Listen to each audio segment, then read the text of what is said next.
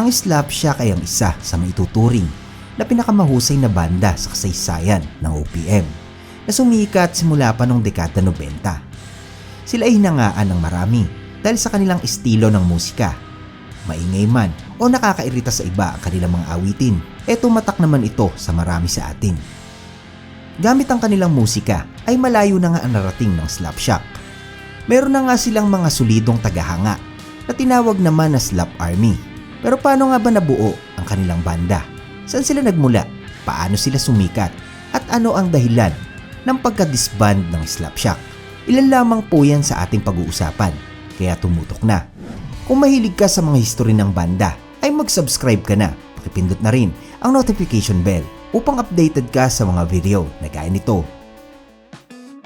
Bago mabuo ang Slapshot, ang bawat member nito ay may kani-kaniya pang grupo na kinabibilangan. Simulan natin ang kwento sa bahista nila na si Lina Dela na noon ay nasa bandang Agaw Agimat. At ang gitarista naman nila na si Lian Ansing ay nasa Machine Gun Poetry. Ang dalawang ito ay mag-aaral sa UP Diliman na kung saan pareho silang miyembro ng isang organisasyon na League of Filipino Student. Kaya naman dito na rin sila nagkakilala. Samantalang sina Jerry Basco at Chi Evora ay nagkasama dahil sa kanilang banda sa isang eskwelahan na nagko-cover naman ng mga sikat na kanta. Naging pangalawang tahanan ng mga musikerong ito, ang Club Dread. Kaya naman dito na rin sila nagkakilala. Noong mga panahon na yon ay madalas silang magkita-kita so tuwing mayroong ginaganap na konsyerto na ang tema ng tugtugan ay mga rakrakan.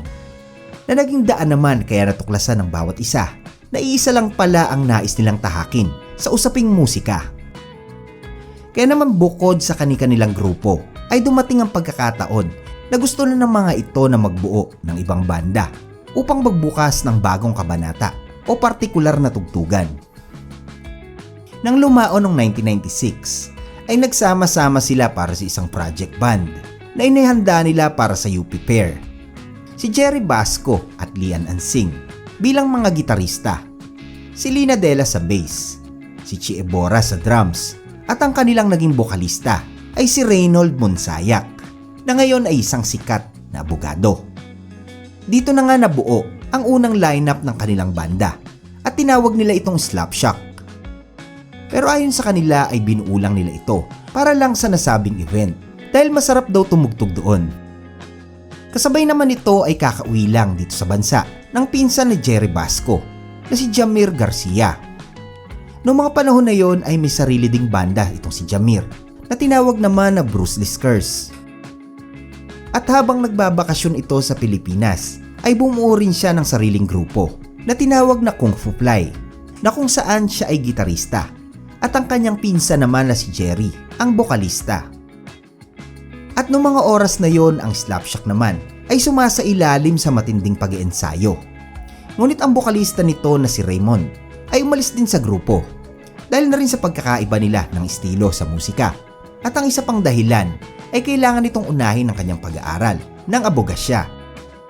Kaya sa pag-alis nito ay si Jerry Basco ang pumalit sa nabakanting pwesto bilang bokalista ng Slapshot. Tapos ay sinama niya si Jamir Garcia upang gawing gitarista. Oo mga tropa, naging gitarista muna nila si Jamir. Si Jamir muna yung gitarista siya, tapos si Jerry, siya yung vocals. At isang araw ay nagkaroon sila ng jamming sa isang studio. Dito ay sinubukan nilang pakantahin itong si Jamir at si Jerry Basco ay ang backup vocals at gitarista. Magandang ang kinalabasan ng kanilang tugtugan ng mga oras na yon dahil nakabuo kagad ang mga ito ng dalawang kanta. Dito ay kinausap nila si Jamir na kung pwede bang siya na lang ang maging bokalista ng Slapshot. Pero bago niya tinanggap ang alok sa kanya, ay humingi muna siya ng kondisyon sa banda. Napapayag lamang siya kung babaguhin ng grupo ang kanilang tugtugan patungo sa mas mabigat na awitin. I agreed, but change everything up, and that became Slapshot. Dahil ng mga oras na yon ay medyo funky ang kanilang tunog. But they have a different music noon, parang medyo funky, medyo red hot. Sa dating banda naman kasi ni Jamir ay new metal na ang kanilang tugtugan. I was really into mas heavy stuff. I was rapping then, kumbaga, beginning parts. Sumang-ayon naman sa kanyang kondisyon ang buong grupo. At noong ika-14 ng Pebrero taong 1997, ay naisagawa ang kanilang kauna-unahang gig sa UP na magkakasama at dito na nga nagsimula ang kanilang classic lineup. Pagkatapos noon, ang Slapshot ay naging pioneer na tumutugtog sa mga rock bars tulad ng Mayrix at Club Dread. Kasama nga dito ang kanilang mga kaibigan na banda tulad ng Zoom, Greyhounds at Cheese. Tapos ay sumali sila sa RJ Jam, Battle of the Band, at dito ay nakuha nila ang pagkapanalo. Naiwi nga ng grupo ang premyong gamit o equipment para sa isang banda. Ngunit binenta lang nila ito na nagkakahalaga lamang ng 6,000 piso. Ginamit naman ng grupo ang napagbentahan para makapag-record ng kanilang demo song na ipapasa naman nila sa mga record label. At dala nga ang 6,000 piso ay lumapit si Jamir Garcia kay Angie Rozul para sa recording ng kanilang demo. Ngunit ang halagang ito ay hindi naman sapat para makapag-record. Ganun pa man ay nagtiwala at pumayag itong si Rozul, pero gagawin ang recording ng kanilang demo sa mga bakanting oras nito. At dapat ay praktisado na ang buong banda dahil limitado lang ang oras na ibibigay sa kanila. Nai-record ng Slapshot ang kantang Agent Orange at Evil Clown. Tapos ay ipinasa nila ito sa mga label. Pero ang masakit ay wala ni isa ang nagka-interes sa kanilang musika dahil ayon sa mga ito ay hindi music friendly kumpara sa mga kinahihiligan ng mga Pinoy tulad ng E-Heads, River Maya, Parokya at iba pang banda sa mainstream. Tapos ay ipinasa ng Slapshot ang kanilang demo sa programa sa radyo ni Francis Blue Reyes na tinawag na Indaro sa NU107. Isa itong programa para sa mga unsigned na banda upang mabigyan sila ng pagkakataon na mapakinggan ang kanilang mga orihinal na komposisyon. At pagkatapos ngang umere ng kanta ng Slapshot na Evil Clown, ay pumalo ito sa number 2 sa local at foreign countdown ng nasabing istasyon. Kasabayan pa nga nila dito ay ang musika ng bandang Creed at System of a Down. Noong mga oras na yon ay walang nag-akala na Pilipino pala o local artist ang nasa likod ng kantang Evil Clown dahil inisip ng mga nakapakinig ay mula ito sa mga sikat na banda sa ibang bansa at wala ding may alam na isa silang banda na wala pang sariling label. Bumuhos naman ang offer sa grupo mula sa mga music company na dati nang tumanggi sa kanila. Kaya naman sa pagkakataong ito ay ang Slapshot na ang humindi sa kanila dahil naaalala nila yung mga oras na hindi sila binigyan ng pagkakataon ng mga ito. At tanging sa EMI Records lang sila pumirma ng kontrata. Ayon sa grupo ay ito ang pinili nila dahil ito lang ang hindi nila napagpasahan at sa palagay nila ay ito lamang ang naniniwala sa kanilang kakayahan. Sa kaparehong taon ay nai-record ang kanilang album na pinamagatang 4th Degree Burn na nailabas noong June 15, 1999. Kasama nga rito ang Agent Orange. Pero sa kabila ng ingay na dala ng kanilang tugtugan, ay marami ang tumangkilik sa kanilang musika. Naging platinum selling nga ang kanilang album. Dito ay nabuo ang kanilang fanbase na tinawag na Slap Army. Ang mga ito ay palaging nandyan sa tuwing may konsyerto ang Slapshot. Sobrang solid talaga ang grupong ito. Noong 2000 ay nakakuha sila ng parangal sa kanta nilang Agent Orange bilang Best Engineer Recording sa Awit Awards. Sa kaparehong taon din ay nanalo sila sa ilang mga kategorya bilang Best New Artist, Listener's Choice at Rock Video of the Year sa NU107 Rock Awards. Noong January 26, 2001 ay nai-release ang kanilang ikalawang album na pinamagatang Head Trip. Sa kaparehong taon ay nanalo silang muli sa NU107 Rock Awards bilang Artist of the Year at Listener's Choice. Dito ay itinanghal naman si Lina Dela bilang Bassist of the Year. Sa kanilang second album ay talagang bumuhos ang biyaya sa grupo. Hindi nga daw nila malilimutan ang mga sandaling kinuha nila ang kanilang kinita. Nagpundar na nga daw sila kaagad ng mga gamit para sa banda. Tapos ay bumili sila ng kani-kaniyang pangarap na sasakyan. Noon nga daw mga sandaling pumunta sila sa bangko ay pinagtitinginan sila ng mga tao. At ang mga teller ay napapaisip kung saan nanggaling ang limpak-limpak na salapi na kanilang winidraw. Noon kasi mga panahon na yon ay mga bata lamang sila. Kaya paano mangyayaring meron ang mga ito ng ganong kalaking pera? Ayon pa nga sa grupo, ay hindi talaga nila inaasahan ang nakuha nilang tagumpay dahil mula sa isang project band lang upang makatugtog ay nauwi ito sa seryosohan at magandang karera sa industriya ng musika. Ang Slapshack ay kumuha ng bahay na tinawag nilang Slap House na kung saan dito sila nag-iensayo at sumusulat ng mga awitin. Bukod sa musika, ang isa pang kinahihiligan ng bawat miyembro ay ang paglalaro ng basketball. Ito na nga rin daw yung pinaka-exercise at bonding ng bawat isa. Tuwing Lunes ang araw ng paglalaro nila ng bola, dito ay nakakalaban pa nila ang mga member ng bandang Typecast, pati na din si Ruben ng Q-Shade. Pero ang pinakamabigat na kalaban nila sa basketball court ay ang bandang Greyhounds dahil mahusay daw talaga ang mga itong maglaro. Marami pang nai-release na album ang Slapshack tulad ng Project 1141 noong 2002, Nobena noong 2004, Silence noong 2006, 15 Calibre noong 2011, at Atake noong 2017. Nagkaroon din sila ng dalawang compilation album. Yan ay ang Back to the 2-inch noong 2003 at Recollection noong 2007.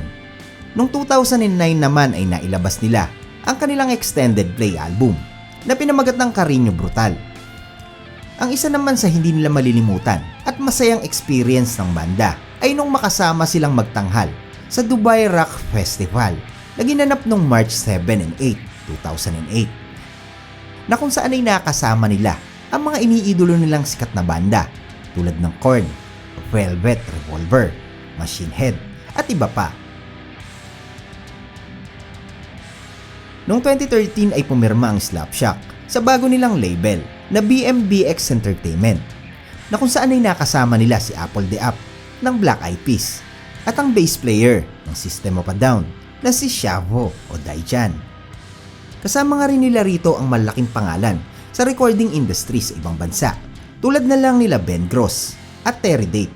Dito ay nailabas ang EP album na pinamagatang Night Owls noong April 2014. Nailabas din ng banda ang kanilang single na pinamagatang Unshakable kasama ang gitaristang si J.D. Wong. Ang kantang ito ay isang tribute para sa nasalanta ng bagyo na Haiyan o sa Pilipinas ay ang bagyong Yolanda. Sa kaparehong taon ay naging representative ng Pilipinas ang Slapshack sa Music Matter sa Clark Way na ginanap sa Singapore. Noong March 2017 ay sinimulan ng Slapshack ang kanilang 20 years anniversary tour na gaganapin dito sa iba't ibang lugar sa Pilipinas.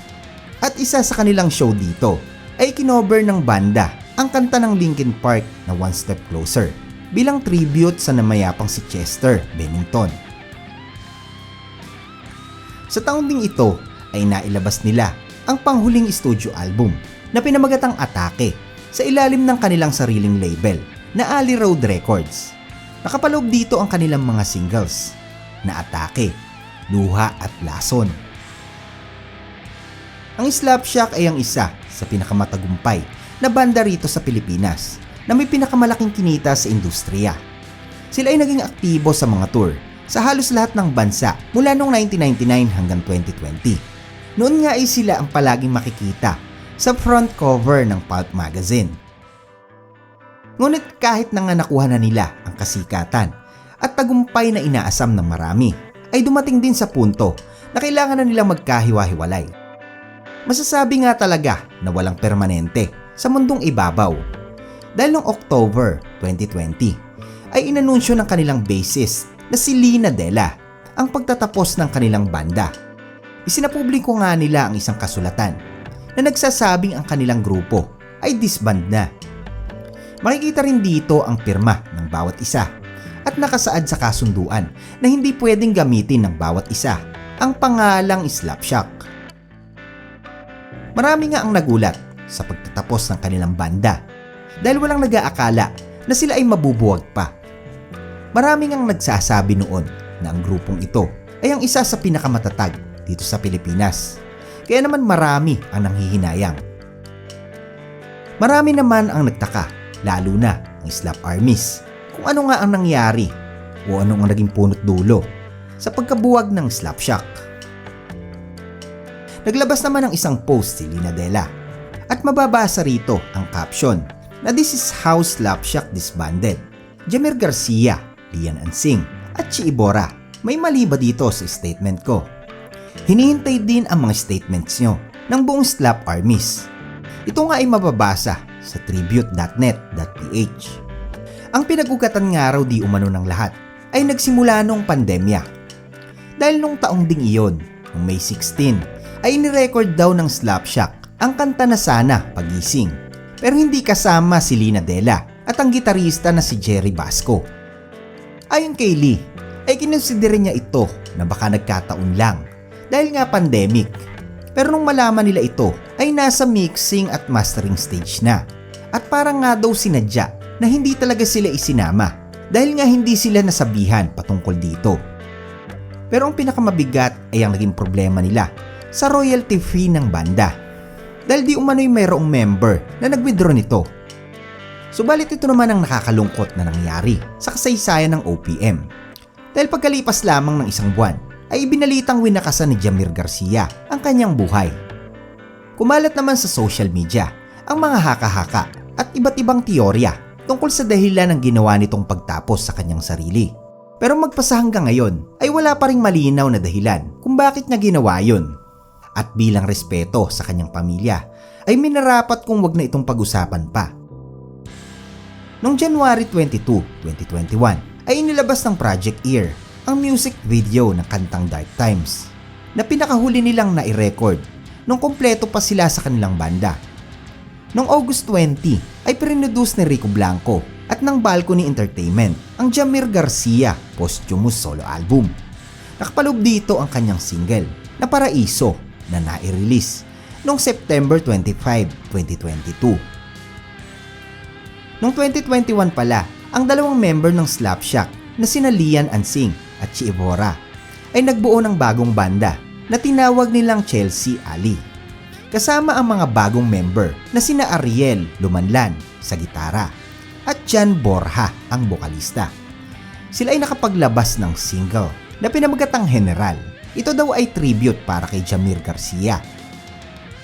Ang music video ng kantang Wala Ka Na ay tribute din para kay Jamir at para din sa mga namayapa na Pilipino musician tulad ng rapper na si Dikoy at ang singer na si April Boy Regino. Noong March 28, 2022, sa pamamagitan ng Project Ear, kasama sina Reg Rubio, Ian Tayaw at ang dalawang dating member ng Slapshot na sila Lian at Chi, ay inilabas nila ang single na Fade to Black na isa ding tribute para kay Jamir at Dikoy. Totoong nakakapanghinayang ang pagkabuwag ng bandang Slapshot. Napakabangis kasi ng kanilang tugtugan. Masasabing ang kalidad ng kanilang musika ay pwedeng itapat sa mga sikat na banda sa ibang bansa. Ganun pa man ay hindi malilimutan ang kanilang mga iniwang awitin na kahit kailan ay hindi mabubura sa kasaysayan ng musikang Pilipino. Hanggang dito na lamang po mga tropa. Salamat sa inyong pakikinig. God bless sa ating lahat. No hates, respeto, tugtugan lang.